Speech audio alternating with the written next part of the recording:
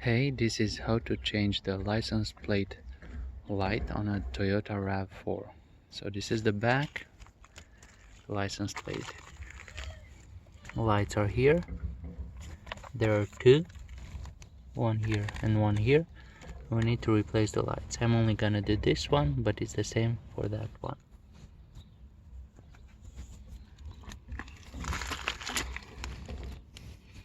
So they have, if you can see here, there's a slot here, a screwdriver or something.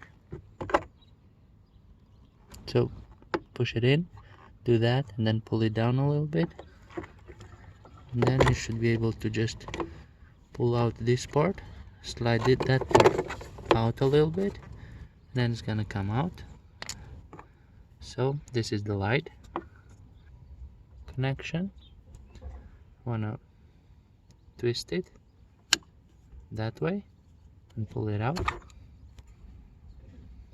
Okay, and just remove your light, get a new one, put it back in,